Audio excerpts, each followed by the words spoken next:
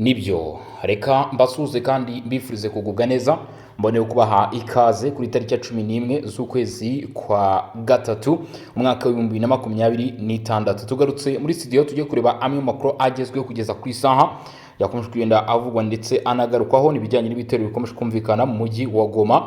Igisirikare cya leta ya Repubulika Iharanira Demokarasi ya Kongo narababwiye nagiye mbibabwira kenshi kabisa mbabwira nti barimo barakoresha tiki ikomeye cyane aho bari kubanza rwose gukoresha wazalendo, hanyuma bamara gukoresha wazalendo ikagenda ikabanza igateje umutwe abaye 23 abayobozi bakigaragaza. Bamara kwigaragaza igisirikare cya leta ya Kongo FARDC nacyo kiba cyamaze gufata position zikomeye cyane zimwe zindimbura cyangwa se zimwe mbi cyane. Iyo bamaze gufata izo position rero nta kindi kiba kigomba gukurikiraho, bamaze kumenyaho abayobozi kabisa ba M23 bari bamaze kumenya ibikundi bya M23 bari bamaze kubaresharesha bakabigiza imbere tayari, nibwo rero amakompra ya za drones bigaragara ko ari gutangira gukorwa. Iyo ni systeme mishuye irimo irakoreshwa n'igisirikare cya leta ya Repubulika Iharanira Demokarasi ya Kongo. Tugiye kuba twabyinjamo rero turebe iby'ibi bibombe byaturikiye mu mujyi wa Goma ubundi bimeze bite, iby'iki rero bimeze bitano mu mujyi wa Goma. Ku muntu rero udukurikirana utarakanda subscribe cyangwa se sabone ukaba ushaka rwose aya makuru ko agiye kuba yakugeraho 5 kwa 5 gatanu kuri gatanu cyangwa se 100% 100%. Nta yindi mpamvu cyangwa se nta kindi kintu rwose ugomba kwishigikirizaho, nta kindi kintu ugomba kuba, nta yindi ntwaro ugomba kwitwaza usibye kuba hafi hano rwose ubundi nkakwinjiza muri izi operation. Ubwo ugomba kuba amaze gukanda subscribe, kwa ntu bamaze gukora bravo, kwa ntu mutarayikora nicyo kintu ugomba kuba amaze gukora like hejuru, share ibitekerezo byanyu cyangwa se inyunganizi byo tubyakira muri comment nibisanzwe maze kuba mwabimenyera. Hanyuma rero ubundi tugahita dukurikirana iby'amakuru cyangwa se tugahita dukurikirana iby'uru rugamba rukomeje kugenda rumenyekana cyangwa se iby'amakuru akomeje kugenda yumvikana mu bice bimwe na bimwe. Ni nayo mpamvu tujye kwinjira muri operation, turanyarukira no mu mikenge ariko turebe naho uko byifashe. Amakuru ari kwavugwa, turareba ibyabaye hagati ya press conference hagati ya 23 ndetse mu by'ukuri itangazamakuru rigiranye ibiganiro ya 23 bagira ibyo bavuga. Turaza kuba twabirebaho rero turareba n'itangazo ryashyizwe hanze n'umuryango wabibumbye ishami rishinzwe kubungabunga ndetse no kugarura amahoro mu burasirazuba bwa Repubulika ya Demokarasi ya Kongo MONUSCO. ni ayahe makuru bashyize hanze, ibyo turaza kuba tubirebera hamwe hano. Ubwo rero niyo mpamvu nkubwira nti umuntu utari gukanda subscribe mama yake na mama ni ikibazo gikomeye cyane. Ninakumbwira abantu mujye munyarukira kuri Barore TV naho mugire muri cyo mukande subscribe, naho ibindi byo turakomeza kurushaho kugenda tubirebera hamwe. Kuri iyi tariki ya 11 z'ukwezi kwa gatatu rero nibwo inkuru yaje kuba kimomo, inkuru ivuga ko ibitero bikomeye cyane byagabwe ku butaka bw'uburasirazuba bwa Kongo. Tujye kubanza twinjira mu byanditse mu nyandiko ubundi twatake amakuru arituruka ku rugamba, turebe ngo ni biki ku mugani wa zamvugo z'ubu ngubu bate turebe ngo ni biki, kuko igisirikare cya leta ya Repubulika Iharanira Demokarasi ya Kongo ibyo kiri gukora ku rugamba wa mungani wa zamvugo z'ubu ngo ni biki rwose, kubera yuko drones zikomeje kwigaragaza. Ibitero bya drone igisirikare cya leta ya Kongo nyuma yo kuvumbura ndetse no gutahura ko biri gutanga umusaruro, ubu kuva rwose byatangira gutanga umusaruro kugeza na n'uyu munsi magingo y'ubu turi kugana hano kuri izi mikoro za Region Info, nagira nkubwire ko ibitero bya za drones bitarajya hasi nibyo bigikoreshwa. Hanyuma rero mu makuru ari kumenyekana cyangwa se mu bikomeje kugenda bivugwa, mu bikomeje kugenda bitangazwa kugeza kuri ubu ngubu, Loni yamaganye yivuye inyuma ukwiyongera kw'ibikorwa by'ihohoterwa byahitanye umwe mu bakozi bayo b'abasivile ndetse n'undi mugenzi we. Ni abakozi babiri rwose ngo bari igoma. Umuryango w'abibumbye Loni wamaze kwamagana ku mugaragaro kandi wivuye inyuma kwiyongera kw'ibikorwa by'urugomo byabereye mu mujyi wa Goma mu burasirazuba bwa Repubulika ya Demokarasi ya Kongo. Ibikorwa byagize ingaruka zikomeye zirimo urupfu rw'umwe mu bakozi bawo ndetse n'abasivile babiri. Ibi ngo byatangajwe ku wa 11 Werurwe uyu munsi mu tangazo rigenewe abanyamakuru ryashyizwe ahagaragara na MONUSCO, ariyo misiyo y'umuryango w'abibumbye ishinzwe kugarura amahoro no gutuza muri Repubulika Iharanira Demokarasi ya Kongo. Muri tangazo, Bruno Lamarike uhagarariye by'agateganyo umunyamabanga mukuru wa Loni muri Repubulika Iharanira Demokarasi ya Kongo ndetse akaba anayoboye by'agateganyo MONUSCO yavuze ko Loni ihangayikishijwe cyane n'ubwiyongere bw'imirwano n'ibitero byagaragaye mu gitondo cyo kuwa gatatu mu mujyi wa Goma, aho yavuze ko muri ibyo bitero bikorwa hakoreshejwe cyane indege zitagira abapilote z'intambara zagize uruhare mu rupfu rw'umukozi wa Loni ndetse n'abasivili babiri kandi zangiza n'amazu y'abaturage. Bruno Lamarike yavuze ko yamaganye yivuye inyuma ikoreshwa ry'intwaro n'izo drones z'intambara cyane cyane igihe zikoreshwa mu buryo bushyira mu kaga abaturage basanzwe n'abakozi b'umuryango w'abibumbye. Yavuze ko uku kwiyongera kwihoterwa ari ibintu biteye impungenge zikomeye ku mutekano w'abaturage, agira ati ndahamya ko twamagana bikomeye ikoreshwa ry'intwaro n'indege z'intambara zitagira abapilote zishyira mu kaga abaturage n'abakozi ba Loni. Uku kwiyongera kwihoterwa birahangayikishije cyane. Umuyobozi wa MONUSCO by'agateganyo yanagaragaje akababaro n'ihumure ku miryango y'ababuze ababo muri iki gitero, aho yihanganishije umuryango, inshuti ndetse n'abagenzi b'umukozi wa Loni witabye Imana, anihanganisha imiryango y'abasivili babiri bahasize ubuzima. Yanashimye ubwitange n'ubunyamwuga bw'abakozi b'umuryango w'abibumbye bakomeje gukora akazi kabo mu bihe bigoye kugira ngo bafashe abaturage bagomba kubona amahoro n'umutekano. Loni kandi yibukije ko ibitero bigabwa ku bakozi bayo bishobora gufatwa nk'ibyaha by'intambara hashingiye ku mategeko mpuzamahanga arimo amasezerano ya Roma ashyiraho urukiko mpuzamahanga mpanabyaha ICC. Bruno Lamarike yasabye ko hakorwa iperereza ryihuse, ryigenga kandi ryizewe kugira ngo hamenyekane neza ibyabaye n'ababigizemo uruhare, bityo bigezwe imbere y'ubutabera. Byongeye kandi Loni yahamagariye impande zose ziri mu makimbirane guhagarika imirwano ako kanya, kubahiriza amasezerano yo guhagarika intambara no gushyira imbere inzira y'ibigano bya politike n'imishyikirano aho gukomeza urugomo. Yasobanuye ko ibi ari byo byafasha kurinda abaturage b'abasivile ndetse no gukomeza kubaka ku ntambwe zimaze guterwa mu gushaka amahoro arambye mu burasirazuba bwa Repubulika Iharanira Demokarasi ya Kongo.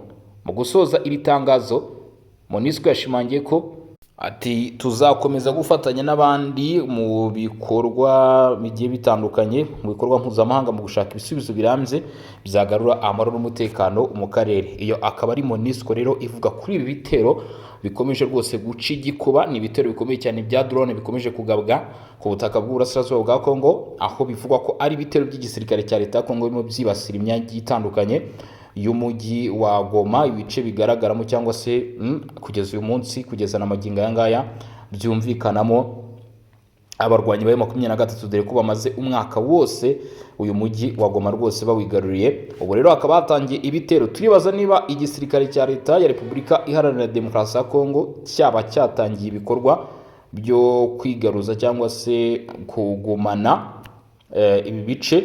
Dukurikije ibyavuye mu bushakashatsi bwa satellite, indege itagira abapilote yateye Goma, umurwa mukuru wa Kivu y'Amajyaruguru, bivugwa ko rero ngo yaturutse mu Rwanda. Ni amakuru harimo arajya ahagaragara avuga ko ngo iki gitero cyaba cyaturutse mu Rwanda, hakibazwa rero iby'aya makuru. Aya nayo ni amakuru atangiye kugenda kwikwiswa cyangwa se atangiye kugenda avugwa. Hari icyo nakwita video rero yashyizwe hanze komoza kuri icyo kintu, bavuga bati iki gitero cyagabwe Goma byagenze gutya na gutya. Ndagira ngo iyi video y'ubusesenguzi nyifate nyishyire muri groupe yacu ya WhatsApp ya Songa Mbere, ivuga ko ngo iki gitero mwumva MONUSCO irimo iravuga ko cyahitanye benshi. Iki gitero mwumva kiri kumvikana mu mujyi wa Goma gihitanye abasivile babiri, bavuga ko cyaba cyaturutse ku ruhande rw'u Rwanda. Ese mu by'ukuri n'ukuri? Ibyo nawe uraza kubyirebera, niho muri buze kuza rero mutanga ibitekerezo byanyu cyangwa se inyunganizi tumenye ngo ni ibiki. Gusa kuri ubu ngubu M23 iravuga ko ibi bitero birimo biragabwa n'uruhande rw'igisirikare cya leta ya Repubulika Iharanira Demokarasi ya Kongo, mu gihe Goma ihanganye n'amakuru avuga ko ngo icyo bita GPS cyangwa se Global Positioning System zamaze gushyirwa hasi, ariko uruhande rwa Kinshasa rukavuga ruti M23 nibyo irimo irivugisha. Gusa reka nkubwire noneho, nyuma y'ibyo MONUSCO itangaje, ishami ry'umuryango w'abibumbye ryita ku bibazo biri mu burasirazuba bwa Repubulika ya Demokarasi ya Kongo, nyuma yo kutangaza aya makuru, Lawrence Kanyuka cyangwa se M23 yo ni ikirimo irabivugaho. Lawrence Kanyuka impamvu muvuze ngira ngo murabizi ko niwe uvugira abo barwanyi ba M23, niwe rwose ubavugira mu itangazamakuru, ngira ngo rwose mbabwire ibyo amaze kuba yavuga cyangwa se amaze kuba yatangaza, hanyuma namwe mumbwire muraza kutubwira mu by'ukuri nyuma y'uko muraba mumaze kumva ibiri kuvugwa. Amakuru rero ari kutugeraho aravuga ko kugeza kuri uyu munsi tariki 11 AFC 23 irimo irategura ikiganiro n'abanyamakuru ku gitero cya drone cyahitanye umukozi w'umuryango w'abibumbye i Goma. Umutwe wa AFC 23 watangaje ko uteganya kugirana ikiganiro n'abanyamakuru kuri wa gatatu tariki 11 Werurwe 2026 ku isaha y'isa 9 z'amanywa. Ibingibi rero 23 nyine bivuze nyuma gato igitero. Iyo nama n'ubundi ikaba yamaze kuba inama yuje itangazamakuru ndetse na AFC 23 ni mu itangazo bashyiraga hanze mu masaha agera kuri 3 atambutse cyangwa se ane hafi aho ngaho, nibwo izi nyeshyamba zari zimaze gushyira hanze itangazo zirimo zivuga ziti ibitero turimo kugabwaho n'isi musigani Karunda ni Karahutaka. Ni ibitero bikomeye, byo ntabwo wavuga ko ari ibitero byoroshye kuko mw'abantu mu bitero bikomeje gutigisa 23 ku buryo budasanzwe. Nababwiye nti ibitero bya drones nibyo biri kugaragara rwose ko igisirikare cya leta ya Repubulika Iharanira Demokarasi ya Kongo kirimo kirakoresha mu buryo bugaragara nibyo bitero barimo kugira iki barimo gukoresha. Hanyuma rero hari andi makuru amaze kuba yatugeraho, amakuru aturutse muri Kivu y'Amajyepfo. Aya makuru nayo ntago mu by'ukuri nareka kuyakubwira, reka nabyo tugira iki tubigarukeho wumve nabyo ese mu by'ukuri ukuri kwabyo ni ukuhe. Ukuri kwabyo ni ukuhe rwose, reka nabyo tubigarukeho twumve uko byifashe mw'abantu mwe. Namakuru rero amaze kuba yatugeraho kugeza kuri uyu mugoroba byabereye muri Kivu y'Amajyepfo ni mu mirwano nanone ikomeje guhuza itsinda ry'umutwe wa 23 n'uruhande rwa Repubulika Iharanira Demokarasi ya Kongo. Kivu y'Amajyepfo ingabo za FARDC zatangaje ko zarashe drone 3 zivuga ko ari z'u Rwanda, zinata muri yombi abarwanyi benshi ba AFC 23. Ingabo za Repubulika Demokarasi ya Kongo FARDC zatangaje ko kwa kabiri tariki ya 10 Werurwe 2026 zarashe drone 3 z'intambara zivuga ko zari z'umwanzi mu gace ka Mikenge kari mu ntara Kivu y'Amajyepfo mu burasirazuba bwa Repubulika Iharanira Demokarasi ya Kongo. Aya makuru yatangajwe n'umuvugizi w'ibikorwa bya gisirikare bya Sokora ya kabiri mu gice cya Kivu y'Amajyepfo Liyetona Mbuyi Kalonji Ligan, wavuze ko izo ndege zitagira abapilote drones zivuga ko zari z'ingabo z'u Rwanda Defense Force zifatanyije nabo bafatanya bari mu mutwe wa F23. Nkuko ubuyobozi bw'igisirikare bwa Kongo bubivuga ngo izo drone zaba zinjiye mu kirere cya Kongo mu buryo bunyuranyije n'amategeko, bikaba ariyo mpamvu ingabo za FARDC zahise zifatamo icyemezo cyo kuzirasa kugira ngo zirinde ubusugire bw'ikirere cy'igihugu. Mu itangazo rya Liyetona Mbuyi Kalonji Ligan yavuze ko iki gikorwa gifatwa nk'ikindi gikorwa cyo gushotorana ndetse kikaba kibangamiye amasezerano ya Washington aherutse gusinywa mu rwego rwo kugabanya umwuka mubi n'umutekano muke mu burasirazuba bwa Repubulika Demokarasi ya Kongo. Aya masezerano ya Washington yari agamije gufasha impande zitandukanye zigize amakimbirane mu karere kagabanya ibikorwa bya gisirikare, kubariza imipaka y'ibihugu ndetse no gushaka ibisubizo bya diplomasi bishobora gutuma amahoro agaruka mu burasirazuba bwa Kongo. Ubuyobozi bwa FARDC bwavuze ko nubwo hari ibyo bushinja u Rwanda nabo bafatanya, ingabo za Kongo ziguma ziteguye kandi ziri maso kugira ngo zirinde umutekano w'igihugu n'ubusugire bwacyo. Liyetona Kalonji Ligan yagize ati ingabo za FARDC ziracyari maso, zifite imyitwarire ya kinyamwuga kandi ziteguye kurinda ubusugire n'ubwigenge bwa Repubulika Iharanira Demokarasi ya Kongo. Uretse kurasa izo drones, ingabo za Kongo zatangaje kandi ko abarwanyi 25 bafitanye isano n'umutwe wa AFC/M23 bamanitse amaboko bagashyira intwaro hasi bakishyikiriza ingabo za FARDC mu duce twa Mikenge ndetse na Kakenge. Nkuko byatangajwe n'igisirikare cya Kongo, abo barwanyi bahisemo gushyira hasi intwaro ku bushake, bavuga ko batagishaka gukomeza imirwano. Ubuyobozi bwa FARDC buvuga ko abo bantu bari gufatwa hakurikijwe amategeko ya gisirikare kandi ko bashobora gushyirwa muri gahunda zifasha abarwanyi bava mu mitwe yitwaje intwaro gusubizira mu buzima busanzwe. Iki gikorwa kibaye mu gihe umutekano mu burasirazuba bwa Repubulika Demokarasi ya Kongo ukomeje kuba ikibazo gikomeye, aho hakomeje kumvikana imirwano hagati y'ingabo za leta n'imitwe itandukanye yitwaje intwaro, cyane cyane mu ntara za Kivu y'Amajyaruguru na Kivu y'Amajyepfo.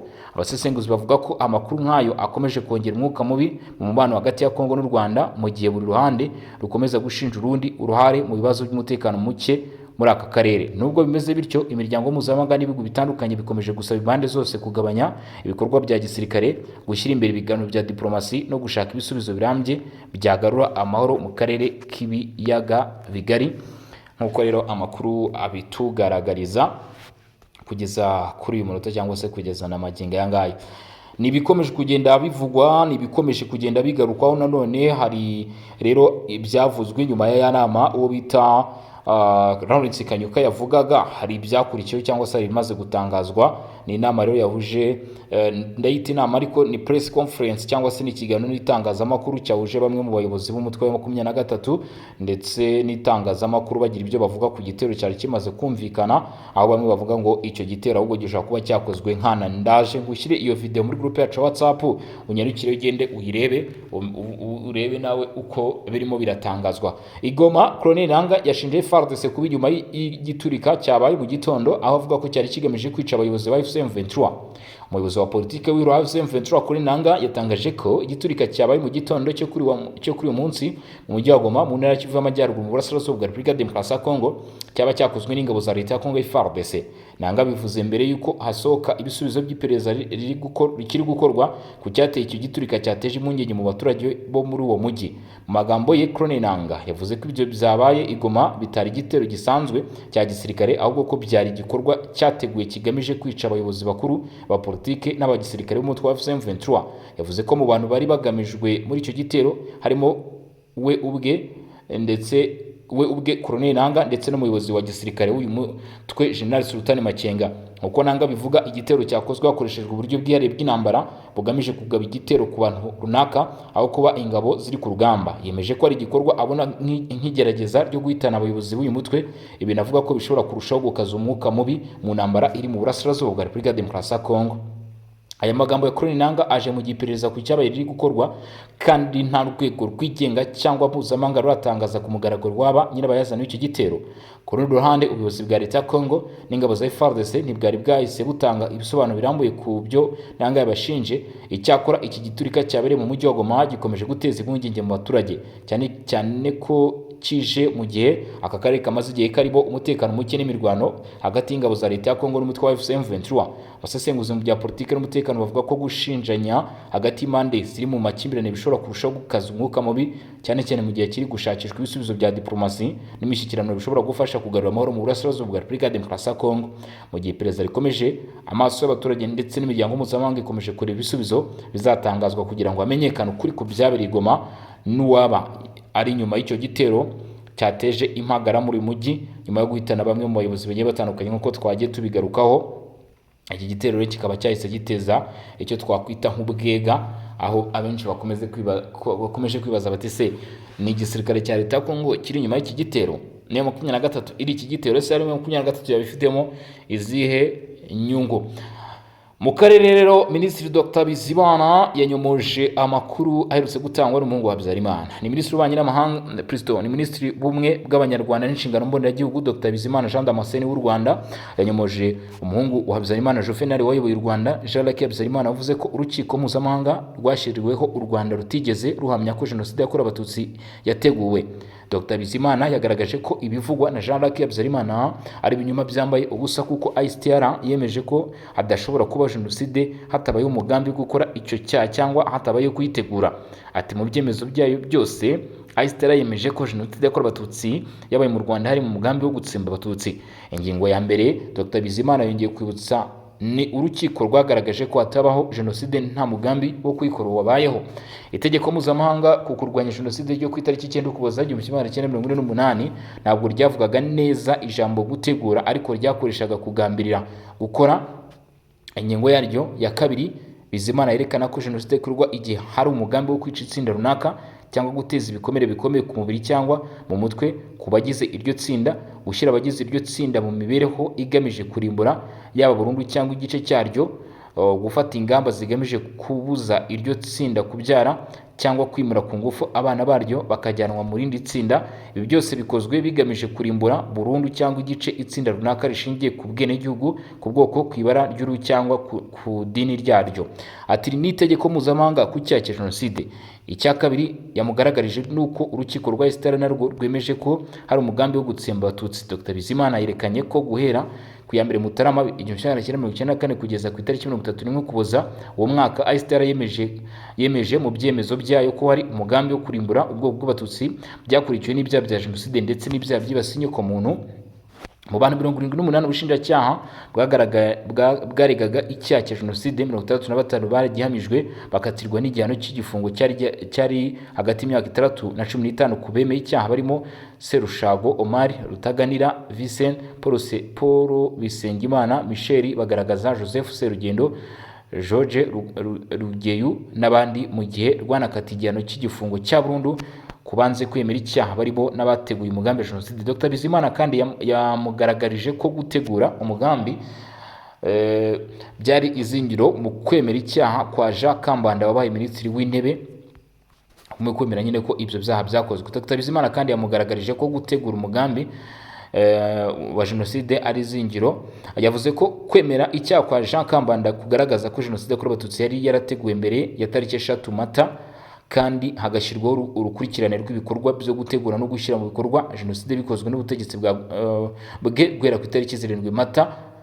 Muri ibyo bikorwa harimo gutegura jenoside no mu nama z'inama y'abaminisitiri, inama z'abasirikare bakuru n'abayobozi ba gendarmerie n'inama zo gutegura no gusuzuma ishyirwa mu bikorwa rya jenoside. Hari imyitozo ya gisirikare n'intwaro zahawe interahamwe, gutegura uburyo ubwicanyi buzakorwa, gukoresha itangazamakuru mu bukangurambaga bwo gukora jenoside, gushyiraho za bariyeri zigenzurirwaho imyirondoro, ingendo z'abaminisitiri muri prefegiture mu gutegura jenoside ndetse n'ibindi. Akaba ari byo byakomeje kugenda bigaragazwa nk'ibyagiye bigenderwaho. Agaragaza rero ko ibyo uyu muhungu Jean Luc Habyarimana avuga bidahuye n'ukuri, agaragaza ibyo bimenyetso.